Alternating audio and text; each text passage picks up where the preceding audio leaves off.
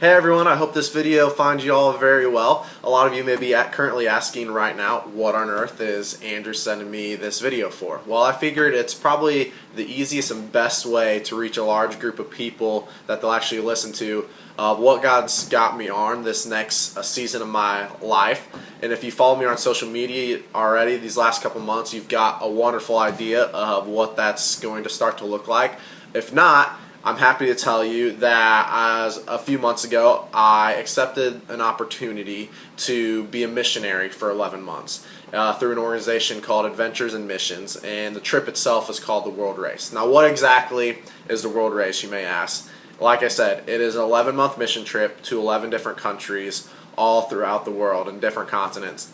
And I'll be living out of a backpack for a year, not one backpack, and then also a day pack, where I'll only be able to bring like 5 pairs of clothes, a tent, sleeping in a tent, sleeping pad, sleeping bag, no AC, all that kind of stuff.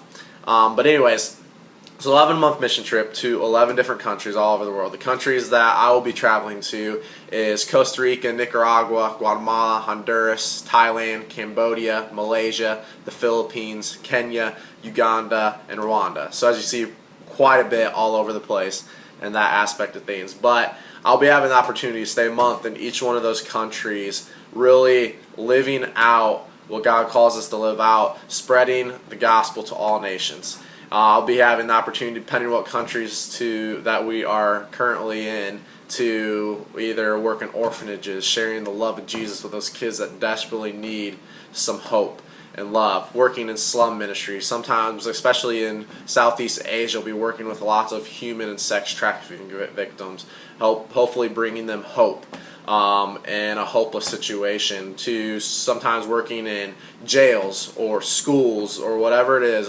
All along, everywhere we go, we'll be coming alongside either organizations that are already in place, churches that are already in place, or Christian schools that are already in place, coming alongside them and helping them on this mission and journey that they are already on, and that we have the opportunity to get to be a part of. And I'm super, super excited, maybe a little bit nervous, but super, super excited that God's got me on this journey. I didn't start out super excited about that, but that's the World Race. And now you may be wondering, what the heck am I thinking leaving and going on an 11-month mission trip? How did I get to this point? Well, a few years ago, to backtrack, I first heard of the World Race back in college.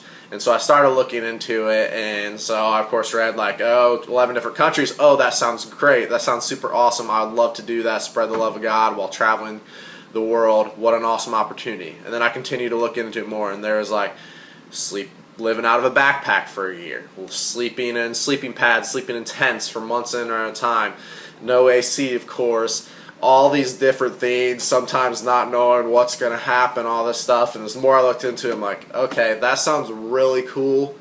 Definitely not for me. I couldn't do that. Props to those people who do it. I would love to follow their journey, but that's not for me. Little did I know, that was God placing a little seed in my life that came to surface a few months ago. So that was 3 years ago. And then about 2 years ago, I picked up and moved to Nashville. I had the opportunity to come on as an interim student pastor at the church that I did an internship in college down here. And that was probably one of the best years and a half of my life, that I learned so much about myself, so much about ministry, so much about others, leadership, discipleship, and that it was only a temporary position that I knew. And that came to an end this past January. And I knew that was coming to an end for a few months ahead of that time. And so I was really starting to pray to God, like, Lord, I don't know where you have me. I'm passionate about students. I want to be a youth pastor. My heart is in Nashville. I pray you use me somehow here working with students. And I kept praying, but also was willing to go throughout the United States applying for jobs. I preferred applying to all these warm climate places like California and Florida and the Carolinas and all that places. So that was a journey. Can't tell you how many resumes I sent out, how many phone interviews or Skype interviews or FaceTime interviews that I had, way too many to count. And so I applied so many places, and it was probably, so my position ended in January, and around February I had the opportunity, I was pursuing a job in California, and they brought me out probably around March to visit and go through everything. And so I absolutely loved it. It was a wonderful place. It was in Northern California, the Bay Area, very well-known church out there. And I was like, all right, I can definitely see myself out here. It was assistant middle school director position. And so I get back and I start praying about it. Lord, like, all right, if they offer me a job, what do you want me to do? I'm ready for this. While this is going on, I still also had 2 other job leads on the side of it, but none that was as far as this. And so probably about 4 or 5 days after I get back, I get a call from the church in California offering me a job. And so obviously I said, all right, well, let me pray about this first for a few days. And so I started praying. I was like, Lord, I love, this is next for me. I'm ready. Let's do this. I'd love to be there. I think I would prosper very well there. And as I was praying and praying and praying, I was like, I really felt the Lord saying, no, Andrew, not now. And I was confused by that. I was like, all right, I loved it. This felt good. And so I continued to pray, and then I had to say no. But in the back of my mind, I was like, okay, there's these 2 other jobs, one in Myrtle Beach, South Carolina, and one in Boynton Beach, Florida. Like, okay, those would not be second, third options to be in. Those are the back of my mind. Okay, I'm saying no to this job in California because one of these 2 are going to happen. And so I said no to that, and then the next day I get a call from a church in Myrtle Beach asking me if I could make my way out for a visit. And I'm like, all right, Lord, I see you, I see what you're doing. I know why I said no now. And so I went out for a visit that following weekend. Absolutely loved it. It went really well. Enjoyed meeting the pastors there and the students that I got to be a part of. And so my last day out there visiting for that is like, we talked with the pastors like, hey, Andrew, we loved having you out here. Also, just wanted to let you know we have 2 more candidates that we're bringing out. My heart kind of sunk a little bit as I thought I was the only one, but makes total sense. I'm like, all right, sounds great. When do you think you'll be back? And they're like, oh, probably in a month from now. I'm like, all right, sounds good. And it's like, all right, I got this Florida job as well that I'm waiting on. So I kept praying, like, Lord, it's all in your hands. But then as time started passing by, I was like, all right, Lord, I'm getting burnt out. Like, I'm not hearing from this church in Myrtle Beach. I'm not hearing from this church in Florida anymore. And this was right around April and May that I was like coming to a point of just like fed up. Like, Lord, like, I'm becoming emotionally and physically exhausted. I thought I heard you correctly saying no to this job in California, and I believe that I did that, but I'm starting to question that now. When these 2 jobs I'm not hearing anything from them anymore. Like, what are you doing? Like, I'm physically and emotionally and spiritually just becoming exhausted. I'm ready, Lord, to where do you want me to go? I'm ready. Send me to California, send me to Florida, send me to anywhere in the United States. Lord, send me. I will go. And my mind all thinking being a youth pastor and that aspect of things. And so as I'm praying that, I was like, Lord, send me. Here I am. I'm ready. Give me something. I need it now. And I feel that as soon as I said that prayer, like, I was reading a book by a pastor and stuff, and like, I feel like I physically saw the words world race. And I was like, no way in heck is that happening. It was like, I started running through all these doubts and fears. I knew what the world race is because I looked at it like 3 years ago.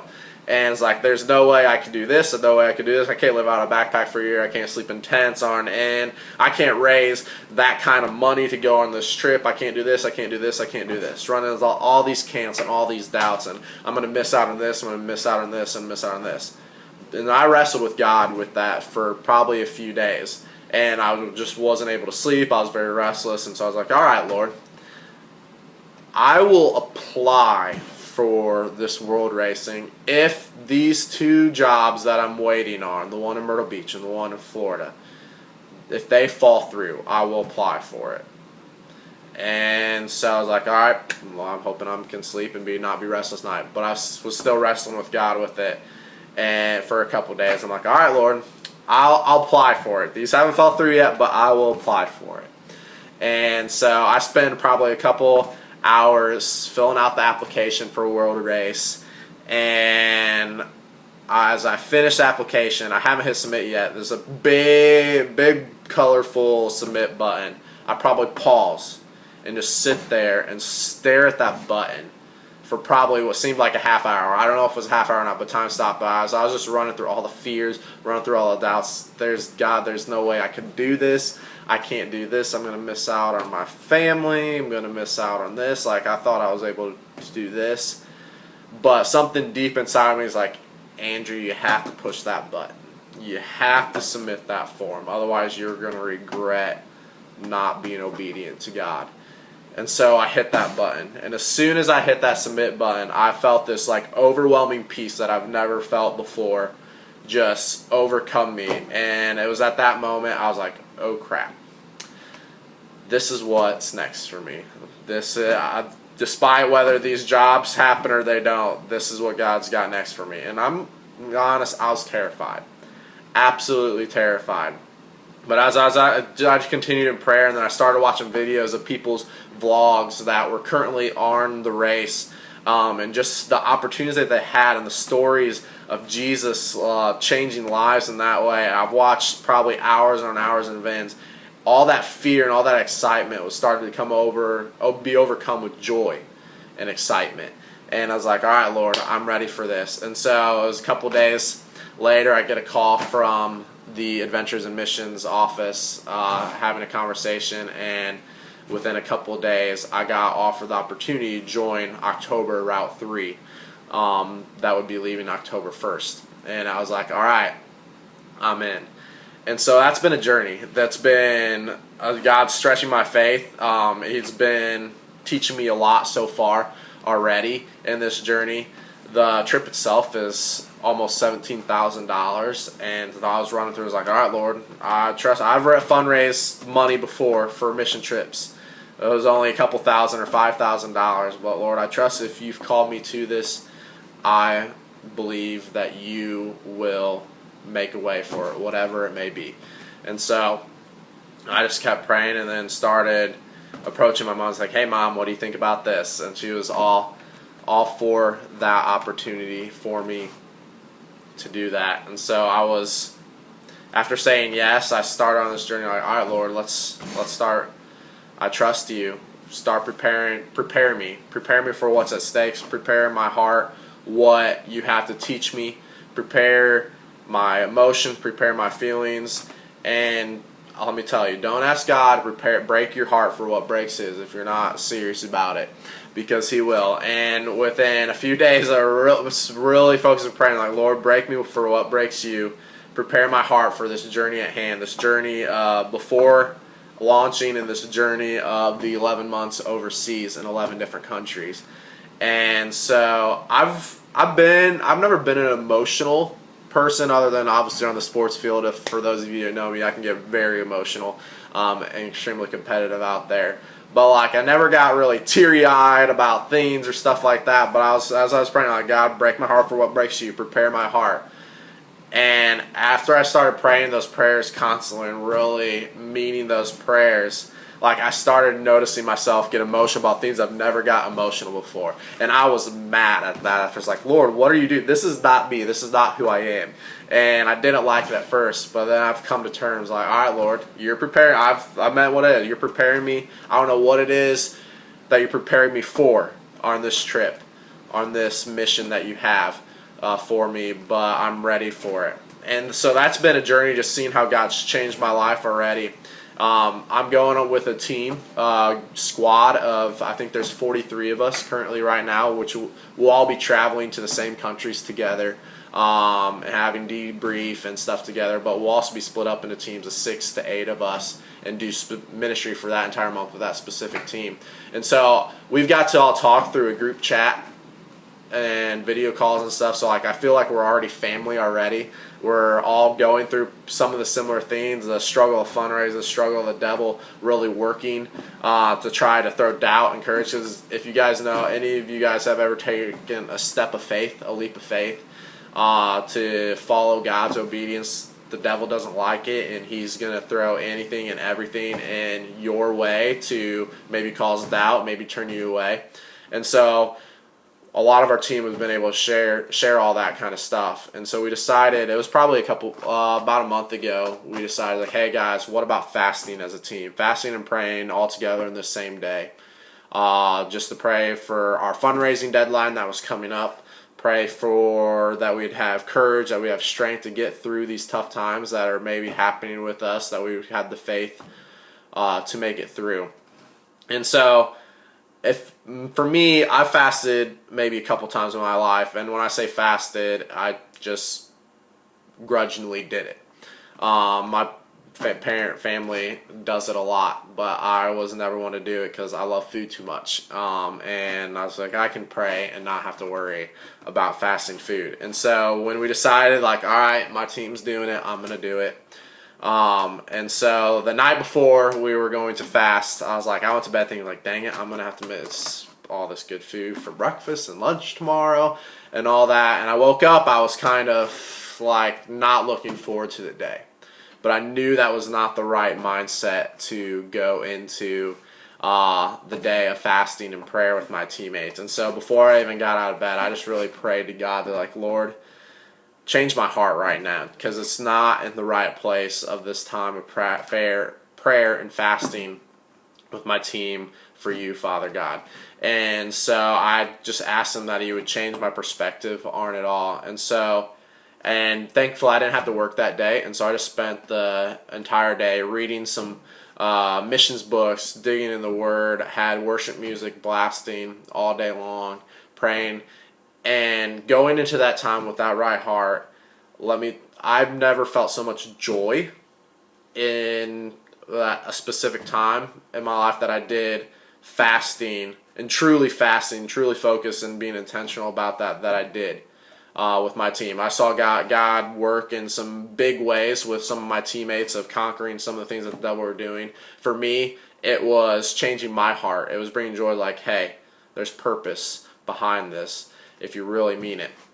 And so that was that point. I was like, all right, I'm definitely going to fast in the future and try and make this a habit because of the importance that I realized that it brought and the joy that it brought. Even giving up food, joy and giving up food does not sound like it goes together, but it does if you go into it with an open heart to what God's maybe got to teach you in that time. So it's been a journey. It's been a wonderful journey that God's been teaching me. He's been teaching me new feelings that I've never had before in this journey as we're going through stuff as a team. Anxiety that I've never experienced before. Just all these feelings, and then just coming together with our team is super exciting. We're anxious to meet each other and what all God's going to do in and through us. And so part of you may be asking, like, okay, well, how can I follow you? How can I be a part of this journey? Well, saying yes to God sometimes calls of abandoning everything, abandoning any work, income, or anything. And this type of mission, this type of calling that God's called me on is not a cheap one. The total cost of the trip is close to $17,000, and that's not including all the gear that I've already bought for the trip. And I know I can't do this on my own. Because I don't remember last time I've had over $16,000, close to $16,000 in my bank account at one time. But I believe that God's called me on this for a reason, and so I believe He's going to provide a way for that. And that's where you guys come in. You guys, God's called me on this journey to go impact the lives for Him. Go love the children, love the mothers, love the fathers, love the families, and show them the love. And you guys who support me is just as much a part of that journey as me. physically going. God calls us to be disciples. Some of us are not able to go, actually physically go, but we can go in prayer, we can go in finance, we can go in thought, we can go in all those ways. And so I'm just asking you if you would consider being a part of my journey, coming with me. 99% of this journey, this call on what I feel to be on my life is you guys, my supporters through prayer, my supporters through finances, because this journey would not be possible without you guys and your help and your support through that time. You will be impacting lives. While you may physically not be there, you coming along as a financial partner on this journey with me, you are just as much impacting the lives through me, through God, through me, through those people. And so I ask you, I'm about close to $9,000 away from being fully funded. I would really love to have that raised by October 1st before I leave for my trip. And if I also laid out a challenge, if I get that before September 1st, I will bleach blonde my hair and do pink tips before I leave my trip, just as a fun little challenge if people would want to see that. But if you can't partner with me financially, that's good. Prayer is just as important, even more important, because we cannot go, my team, myself, cannot go on this journey because times are going to be tough, times are going to be hard, there's going to be good points and there's going to be really breaking points, and we can't do it without prayer. The more people praying, the better we be, and knowing that we have people praying for us, praying for me, especially when times get tough, is going to give us all the more motivation, all the more determination to work through those times and all right, and push into the pain of what God is teaching us through those times. And I'm going to be updating people.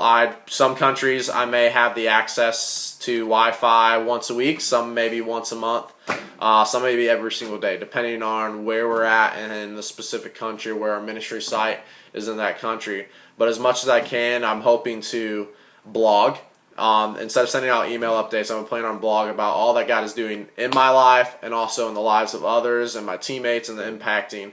And I'm going to link that blog down below. If you guys would subscribe to that to keep up to date, that would mean the world to me, to see how you guys are impacting the lives of others around the world.